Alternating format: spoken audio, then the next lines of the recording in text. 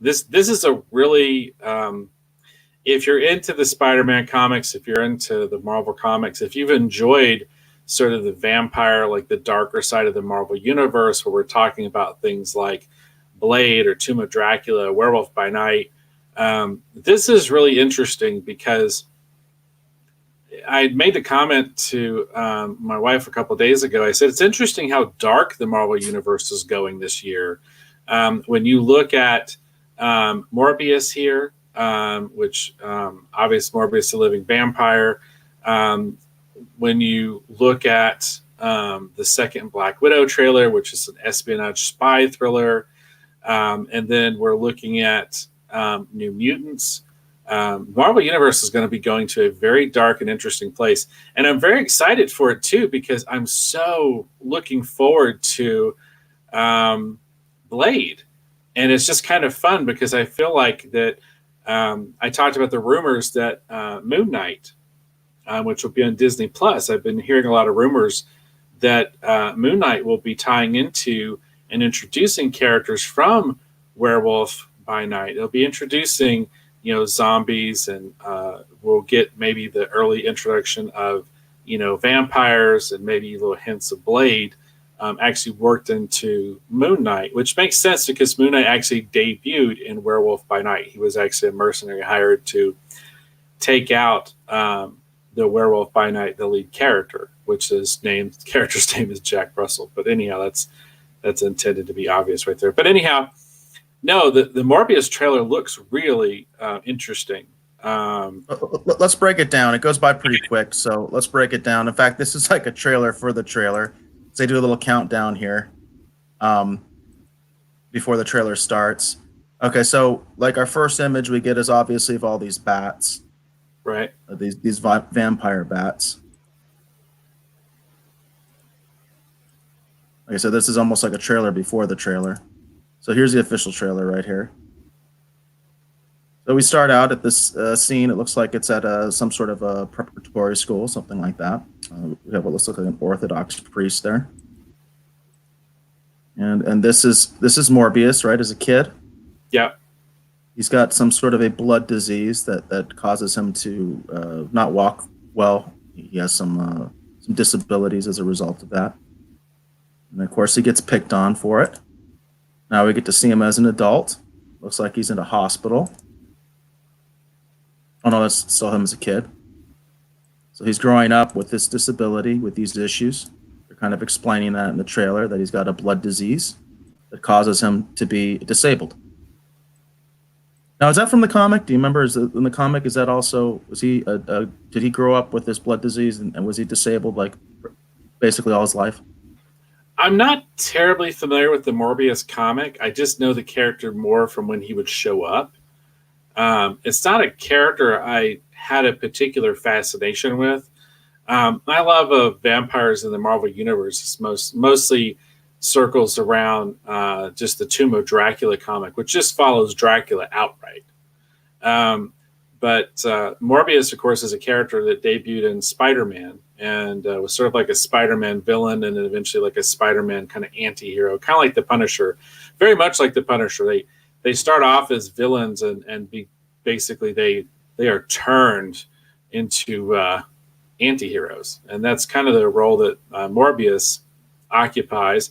And of course, Morbius was a part of the Midnight Suns trio of comics that they debuted in the 90s, and he has a lot of fans. It's a very unusual choice to develop a film for. He's a fan favorite, but it's a very small niche, kind of pocket of the Marvel universe, that he kind of inhabits. Well, I should mention, because we've talked about this several times, and as I mentioned, this trailer totally took me by surprise, because I wasn't even ready for a Morbius film at all. Because you and I have talked about Morbius numerous times, because you've been talking about Blade a lot, and anytime you bring up Blade, I bring up Morbius. And the thing is about Morbius is, like you said, Morbius debuted in the Spider-Man comics, so he's actually part of the Spider-Verse. He's part of Sony's Spider-Verse. Whether he's going to be part of the MCU or not, we don't know. Obviously, we'll talk about the last scene in this trailer and the implications of it. So anyway, we can see Morbius. He's disabled. He's an adult now. He's giving some sort of talk. I think he's become a research scientist or a doctor at this point. Obviously, he's very much inspired by the fact of his own illness. He's trying to deal with it, trying to find a cure. We got a scene here of the city. Him walking. I think this is where he's kind of talking about, he's trying to treat this thing. He's obviously involved with treating this disease. He's talking to other children apparently with the same disease, trying to treat them. Probably with very limited success. I think in this scene he's talking about how his situation is getting worse. And that does come from the comics. I was just kind of looking it up because he debuted in Amazing Spider-Man 101. The character is created by Roy Thomas and Gil Kane. And it does say that, yes, he did have a rare and fatal blood disease. So this is all coming directly from the comics. Very cool. And that was my understanding as well. It's kind of like the Hulk story in a way of he's trying to he's experimenting, right? And he's trying to he has good intentions with this experimentation, but it kind of goes horribly wrong, right, as happens in comic books quite often. So this is the scene where apparently he has decided. We don't know exactly what's happened, but apparently he's made some connection with like vampire bats and his serum. And he feels that exposing himself to the bats apparently is going to give the catalyst to his cure. So he's coming up to this cave, we assume probably in South America or something like that. And he cuts himself. He's about to cut himself to expose the blood. And now the vampire bats are going to come to him. So apparently this is some sort of a catalyst. It does remind you also a lot of Spider-Man himself, right? Because Spider-Man is obviously bitten by a spider, has spider powers. Morbius is bitten by a vampire bat, so he becomes a vampire, right? Right. Which is also an interesting idea. I've actually always been kind of fascinated by the whole Morbius vampire, because to me, Morbius is the kind of like pseudoscience vampire. You know what I mean? He's not like a supernatural vampire. He's actually a man-made vampire. Right, and it actually ties into as well a lot of concepts and ideas that are actually explored in the Wesley Snipes Blade film, specifically the first one, because there's a research. I think she's a doctor, and she's actually researching blood and its effects and looking for different ways to cure blood-based illnesses. And so we kind of see that. It kind of starts off with that right before one of the vampires that was killed by Blade wakes up and basically attacks them, and then Blade shows up. So it's very interesting how all this is. Well, I know the Sonyverse isn't directly connected. In a weird way, to me, it still is all kind of connected. They all you could see that through line, that connects them all together.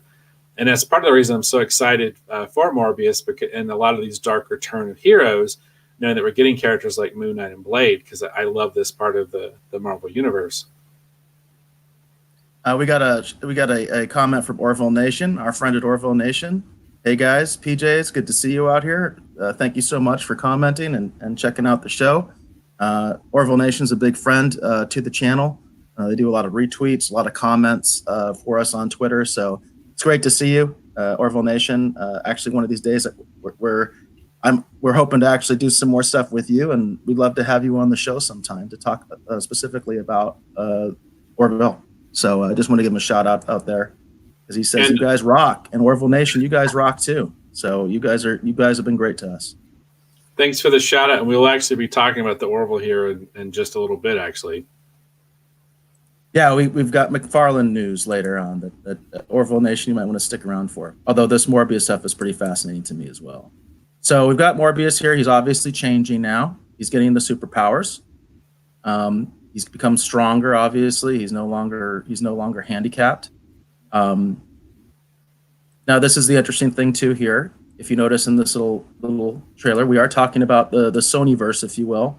But obviously, the Sonyverse is connected to the MCU. Studio brought you Spider-Man: Homecoming, studio that brought you Far From Home, and also Venom, which I haven't seen Venom, but a lot of people are wondering how Venom's going to connect Oh. to this and if it will, and how Yeah, so. I'm really excited to see how this connects to Venom as well, because I really enjoyed Venom, and I'm very And excited. I still need to see Venom. I still haven't seen Venom, so I can't comment on Venom too much. But obviously, Morbius is in the aftermath. Obviously, now he's ripped and he's all ready to go. Very strong. You can see this is where he's talking about the echolocation. He now has the echolocation ability of the bats, which kind of complements Spider-Man's Spidey sense in a way, right? Yep. You can see the ties of Spider-Man. I mean, Morbius is a Spider-Man character, so I think it's important to show those ties, you know. So this is the part where they start talking about that. Yes, he does have a craving for blood. We don't know if these are mercenaries or if this is like just a special operations team sent to get him, but it looks like he's having them for lunch. Now he's kind of out, and it looks like he's a fugitive. If in the previous scene, we could see that he looks like he has some prison scrubs on. It looks like he's probably making an escape. So he's got. And then did you notice a couple things I wanted to point out real quick?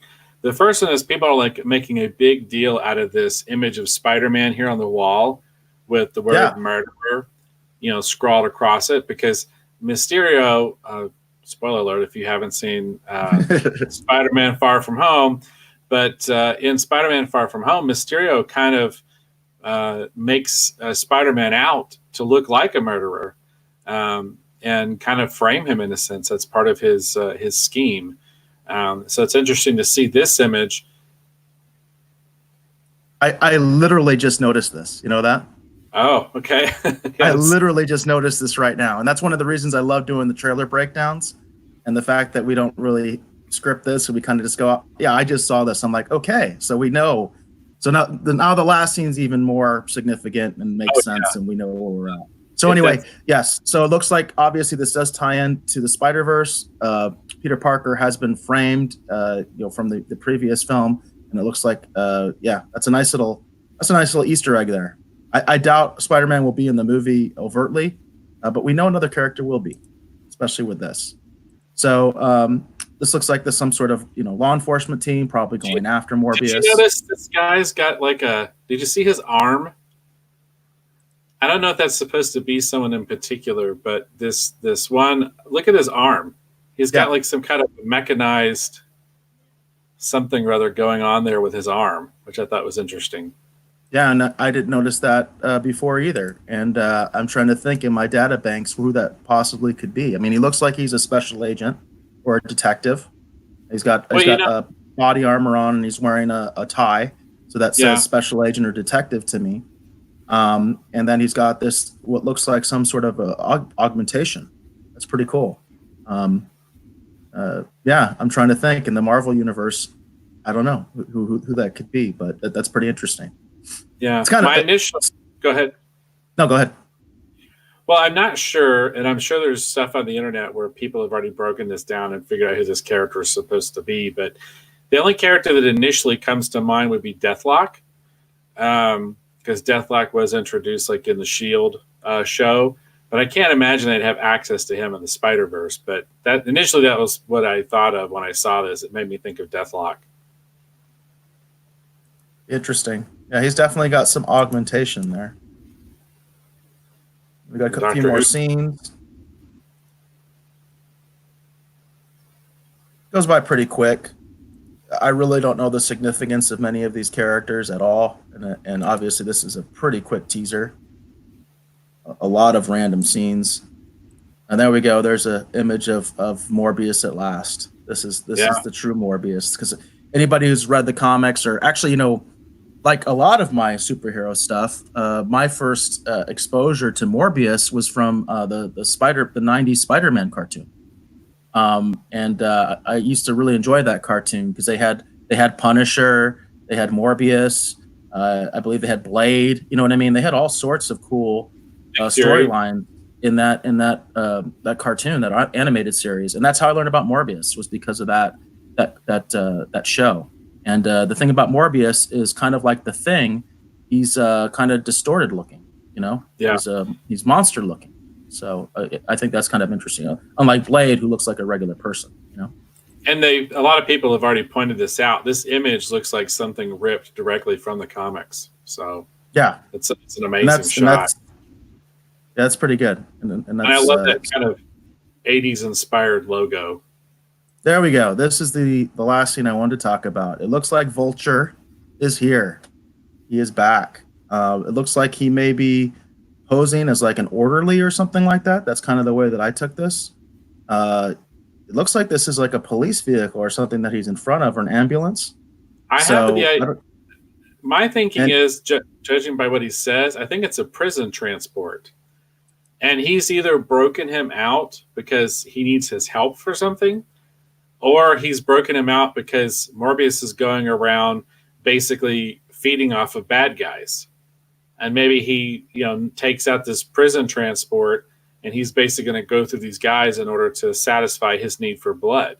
So I'm curious if this is the end of Vulture in the Spider-Man movies, or if they're getting ready to team up.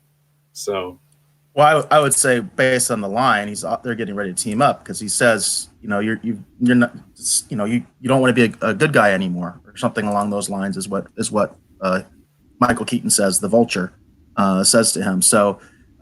Seems to me a pretty obvious tie-in, especially with the poster that I only noticed just now when we were doing the review. That definitely this does fall in the Spider-Verse, which does also connect to the MCU. So it'll be very interesting. There has been some speculation because of the Spider-Verse and the animated film, and also they have touched on the Spider-Verse in the last Spider-Man film. They touched on it in Endgame and the idea of the multiverse. That this could be sort of like an alternate dimension from the MCU, that kind of idea. Right. That has like some subtle differences, or that possibly Venom is part of this alternate universe. I mean, to me, this is pretty overt that this is going to fall within at least the MCU Spider-Man continuity, because we have the murder image of Spider-Man, which falls into the last movie, and we have the Vulture. And the Vulture is clearly going to be involved in some respect. I think you kind of touched on maybe he's the one who gets Morbius out because he wants Morbius to help him to kill Spider-Man. Something along.